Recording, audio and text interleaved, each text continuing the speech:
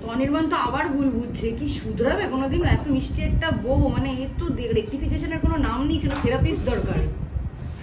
হয় না কিছু কিছু মানুষের একটু প্রবলেম থাকে, দেখবে মানসিক প্রবলেম, একটু ট্রাস্ট ইস্যুস থাকে, তো অনির্বাণেরও সেটাই আছে। তো সেই জায়গা থেকে এটা সত্যি কথা যে এই ভুলটা অনির্বাণ অনেকবার করে ফেললো এটা নিয়ে, কারণ ওর বোধহয় সেই মানসিক সমস্যাটা আছে, ওর একটু বিশ্বাস করতে সমস্যা হয় মানুষকে, ওটা এক একটা চারিত্রের গুণাবলী বৈশিষ্ট্য বলা যায় আর কি। তো সেই জায়গা থেকে হ্যাঁ, এটা আমাকে এবার প্রচণ্ডভাবে হার্ট করেছে যে একটা মানুষ বারবার এভাবে কীভাবে ভুল বুঝতে পারে। তো দেখা যাক এরপর কী হয়। কিন্তু যদি এরকম কোনো মানুষ আরাত্রিকার জীবনে আসে যে বারংবার বলে সরি বলে আবার একই ভুল করে, আরাত্রিকা কি সুযোগ দেওয়ায় বিশ্বাসী নিজেকে এবং সেই মানুষটাকে? দেখো সেক্ষেত্রে আমি বলবো যে রায়ও কিন্তু যথেষ্ট সুযোগ দিয়েছে, বরং আরাত্রিকার থেকে রায় বেশি সুযোগ দিয়েছে, কারণ আমি এত সুযোগ দিতাম না কাউকে।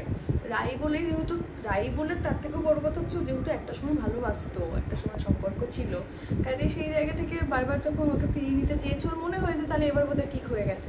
কাজেই এইটা বোধহয় আলটিমেট সুযোগ রায় দিয়ে ফেলেছিল, যেখানে ওর নিজেরও পুরোপুরি বিশ্বাস ছিল না অনির্বাণের প্রতি, ওর ধারণা ছিল যে আবার পাল্টে যেতে পারে সব কিছু, ঠিক সেটাই হয়েছে। তো এরপর যেটা দেখার যে আলটিমেট যা কিছু হওয়ার সেটা তো হয়ে গেছে, এরপর কী হবে, মানে এটাই আমার মনে হয় যে এটাই এখন সবার প্রশ্ন যে এরপর কী হবে। মানে একটা ভুল বোঝাবুঝি আবার শুরু হয়েছে, এমন একটা পর্যায়ে চলে গেছে যে সবাই জানে আর আমি মেনে নেব না, তো এরপরই আসল গল্প বোধহয় শুরু হবে। তার সঙ্গে মিঠি জোড়াতে তোমার যে বোন, তার যে ক্যারেক্টার নীলুর ক্যারেক্টারটা যেরকমভাবে দেখানো হয়েছে, কোনোদিন আরাত্রিকা ব্যক্তিগত জীবনে নিজের রক্তের কোনো মানুষের থেকে, মানে রক্তের সম্পর্কের কোনো মানুষের থেকে এরকম কোনো আঘাত পেয়েছে? পাশ থেকে অর্পিতা দি হাসছে, আমারও হাসি পাচ্ছে, কিছু করার নেই। হ্যাঁ হ্যাঁ, নিজের রক্তের কোনো সম্পর্কে কেউ এরকম করেছে কিনা,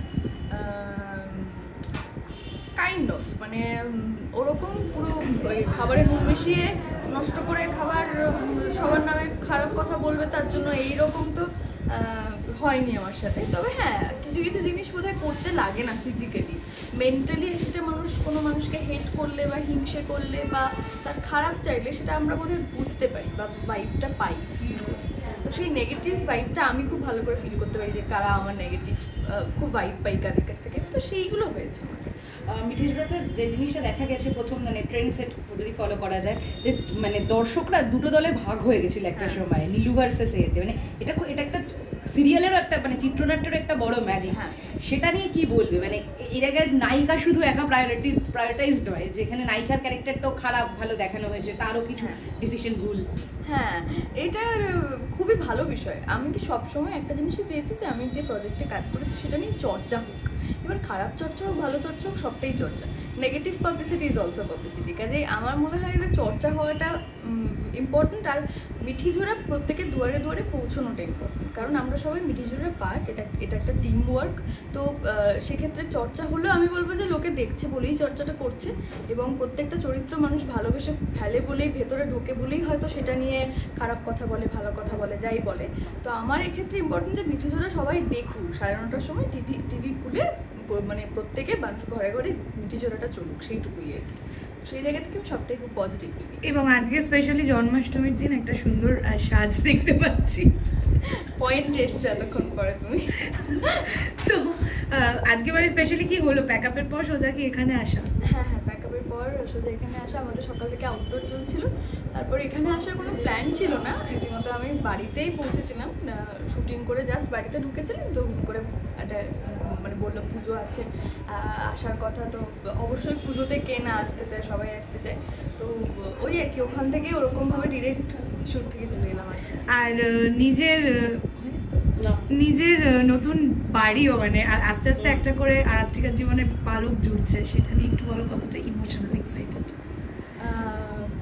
প্রচণ্ড ইমোশনাল হয়ে গেছিলাম যেদিন রেজিস্ট্রির সাইনটা করলাম, আর সেদিন হয়তো অতটা ফিল করিনি। প্রথম যেদিন ওই নিজের বাড়িতে ঢুকেছি সেদিন বোধহয় ফিল করেছি যে হয় না, এতদিন পর্যন্ত একটা অদ্ভুত রকমের মনের মধ্যে কাজ করতো যে একটা কারোর বাড়িতে আমি আছি, যতই হোক, মানে দেওয়ালে একটা ফুটো করার আগে আমাদের 5বার মাথায় আসে যে এটা অন্য কারোর বাড়ি, এখানে রেন্টে আছি আমি, এখানে কি এত কিছু করা যাবে? কিন্তু এটা সত্যি কথা যে আমি এত বছর যে বাড়িতে ভাড়া থাকতাম সেখানে এত কিছুই ভাবিনি, আমি নিজের মতো করে ইন্টেরিয়ার করেছিলাম, নিজের মতো করে সবটা সাজিয়েছিলাম, কোনোদিনও এটা ভাবিনি। কিন্তু আজকে কোথাও গিয়ে সেদিন ফিল করেছিলাম যে এটা আমাদের বাড়ি, এটা আমাদের বাড়ি, মানে আমরা যা খুশি করতে পারি, যা খুশি রং করতে পারি, যেরকম খুশি থাকতে পারি। হয় না একটা ভিটে বলে, নিজের প্রথমবার কলকাতা শহরে, আমার ঝাড়ানো নিজের বাড়ি ছিল না, আমি ভাড়া থাকতাম। তো প্রথমবার কলকাতা শহরে মাথার ওপর ছাদ পাওয়া বলে না, ছোট হোক বড় হোক যেখানে হোক যেমন খুশি হোক, আমি সেখানে যাচ্ছিই না। কিন্তু নিজ বাসা আর কি যাকে বলে, মানে একটা নিজের হাতে গড়া বাসা যেটা হয়েছে, তো সেটা প্রথমবার ফিল করেছি। আর ডেফিনেটলি আমি যত না বেশি ফিল করেছি, আমি বাবা মার মুখের দিকে তাকিয়েছিলাম যে ওদের কী রিয়াকশান। তো স্বাভাবিকভাবে আমি পুজোটা পুরোপুরি নিজের মতো করেছি, খুব বড় করে পুজো করেছি, কিন্তু 3 জন, আমি, বাবা মা আর আমার খুব কাছের মানুষরা ছিলেন, আর কেউ ছিলেন না। কাজে আমার এটাই আমি বলতে চাইছি যে এটা বোধহয় ঠাকুরের আশীর্বাদ আর বাকি সকলের আশীর্বাদ। আমি গুরুজনের কাছ থেকে আশীর্বাদ পেয়েছিলাম বলেই হয়তো এরকম একটা উপহার দিতে পেরেছি। তো তোমাদের কাছ থেকে আমি বরাবর আশীর্বাদ চাইবো, এরকমভাবেই আশীর্বাদ করো আর ভালোবাসা দিয়ে যাও, যেন এরকমভাবেই নিজের একটা স্বপ্ন পূরণ করো।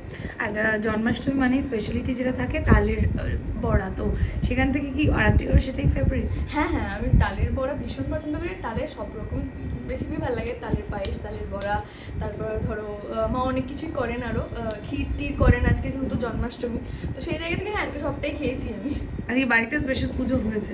বাড়িতে পুজো হওয়ার কথা ছিল, কিন্তু যেরকম নিজের মতো নিত্য পুজো হয় সেটা হয়েছে, কিন্তু বাকিটা হতে পারেনি। আসলে শিফটিং চলছে, ঝামেলা চলছে, তো একটু সেই জন্য গোছানোটা এখনো হয়ে ওঠে। আর শেষ প্রশ্ন করবো, সেটা হলো কি, ছেলেদের মধ্যে কোন কোয়ালিটিটা দেখলেই মনে হয় তো কৃষ্ণ ঠাকুর আছে?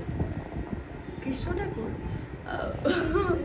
হয় না, একটু বলে যেটাকে যে কেষ্ট আর কি, মানে